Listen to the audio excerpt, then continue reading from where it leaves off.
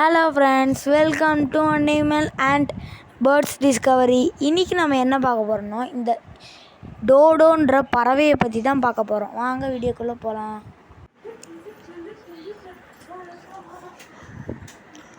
டோடோ இந்த பறவையை பற்றி தான் நம்ம இந்த வீடியோவில் ஃபுல்லாக பார்க்க போகிறோம். இதோட ஃபோட்டோவை நீங்கள் பார்த்துட்ருப்பீங்க. இது நார்மல் பேர்டு மாதிரி தான் இருக்கும். நார்மல் பேர்டு மாதிரி தான் இருக்குது. இதோட ஹைட்டு பார்த்தீங்கன்னா 8 to 12 inches இருக்குன்ட்டு ஹிஸ்ட்ரியில் போட்டிருக்காங்க. 8 to 12 inches ஹைட். நார்மல் பறவை கொஞ்சம் ஹைட்டாக தான் இருக்க மாதிரி தான் இருக்குது. இந்த வான்கோழிலாம் பார்த்துருப்பீங்க, அது மாதிரி தான் இருக்குது. இதோட உணவு பழக்க வழக்கங்கள் பார்த்திங்கன்னா, நார்மல் பேர்டு என்ன சாப்பிடுமோ, தாவரங்கள், சிறு சிறு பூச்சிகள், அந்த மாதிரி தான் சாப்பிட்டு இந்த டோடோவும் வளர்ந்துருக்கு.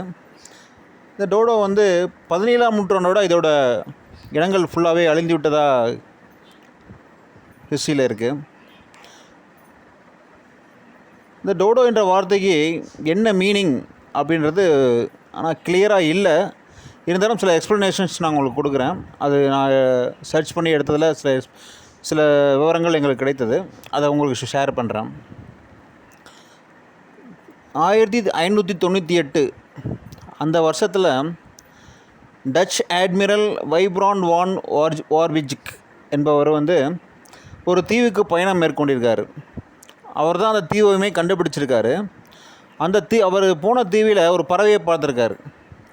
அந்த பறவைக்கு அவர் வால்க் ஓகல் என்று பெயர் சூட்டியிருக்கார். வால்க் ஓகல், அதாவது அந்த பறவையோட பேர் அவர் சூட்டியிருக்காரு. அதோட வால்க் ஓகல்ன்றது என்ன மீனிங்னு பார்த்தீங்கன்னா நீங்கள் ஆச்சரியப்படுவீங்க. வால்க் ஓகல் அப்படின்ற வேர்டுக்கு அருவருப்பான பறவை அப்படின்றது பொருள் என்று சொல்லியிருக்காங்க. அவர் ஏன் அந்த பறவைக்கு அந்த பேர் வச்சார் அப்படின்றதுக்கு ஒரு எக்ஸ்ப்ளனேஷன் கொடுத்துருக்காரு. மிஸ்டர் வார்விஜிக் என்பவர் அந்த பெயரை வச்சுருக்காரு. அவர் இறைச்சியின் சுவையை அவருக்கு பிடிக்காதான். அதாவது நான்வெஜ்ஜே சாப்பிட மாட்டாராம். அவர் வெஜிடேரியனாக இருந்திருக்காரு அந்த காலத்திலேயே. இந்த காலத்தில் நிறைய பேர் வெஜிடேரியன் இருக்காங்க. அவர் அந்த இறைச்சியோட சுவையை அவருக்கு லைக் பண்ணல. அதனால தான் அந்த பேருக்கு, அந்த பறவைக்கு அருவருப்பான பறவை அப்படின்னு பேர் வச்சதா ஹிஸ்ட்ரியில் போட்டிருக்காங்க. அதுக்கப்புறம் அதன் பின் காலங்கள் போக போக ஒரு 4-5 வருடங்களுக்கு பிறகு டச் கேப்டன் வில்லம் வான் என்பவர் ஃபஸ்ட் டைமாக அதே சேம் பேர்டுக்கு டோடோ என்ற வார்த்தையை யூஸ் பண்ணியிருக்காரு. அந்த பறவைக்கு டோடோ என்ற பேரை வச்சுருக்காரு. அந்த டோடோ என்ற பேர் எங்கேருந்து வந்ததுன்னா, மொரிஷியஸில் 15-16ஆம் நூற்றாண்டில் அந்த டோடோ என்ற பறவை இருந்திருக்கு. அந்த பறவையினுடைய இனமே அழிந்து விட்டது. அது 15ஆம் நூற்றாண்டிலே அழிந்து விட்டது ஹிஸ்ட்ரியில் இருக்குது. அந்த பறவையோட பேர் தான் இந்த வால்க் ஓகல்ன்ற பறவைக்கு அவர் சூட்டியிருக்காரு. மற்ற பறவைகள் போலவே இந்த பறவைகளும் தீவு பறவைகளை போலவே இந்த பறவைகளும் நாளாக அவரோட பறக்கும் தன்மையை இழந்து கொஞ்சம் கொஞ்சமாக அந்த பறவைகள் எல்லாமே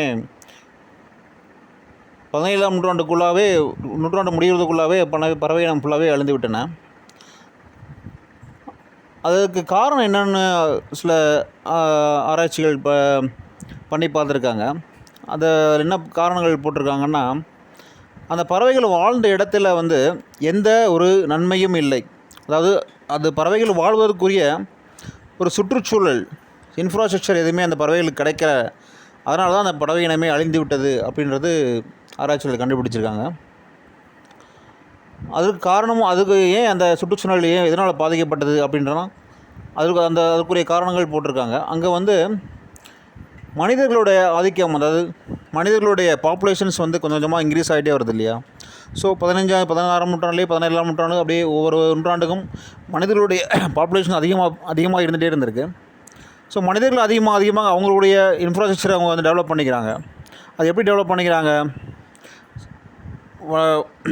இருக்கிற காடு, வனவிலங்குகள் சரணாலயம், அதே மாதிரி சில விஷயங்களை வந்து அவங்கள அதை யூஸ் பண்ணி அவங்களுக்கு தேவையை பூர்த்தி பண்ணிக்கிறாங்க. அவங்களுக்குரிய பில்டிங் கட்டிக்கிறாங்க, இல்லை அவங்களுடைய இன்ஃப்ராஸ்ட்ரக்சர் டெவலப் பண்ணிக்கிறாங்க. அது மாதிரி பண்ணனால தான் அந்த பறவை இனம் அழிந்து விட்டதாக வந்து ரெக்கார்டில் ஆராய்ச்சியாளர் கண்டுபிடிச்சு போட்டிருக்காங்க. அதுதான் நான் உங்களுக்கு ஷேர் பண்ணியிருக்கேன். இந்த டோடோ இனம் வந்து 17ஆம் நூற்றாண்டிலே அழிந்து விட்டது. இதுதான் அதோடைய.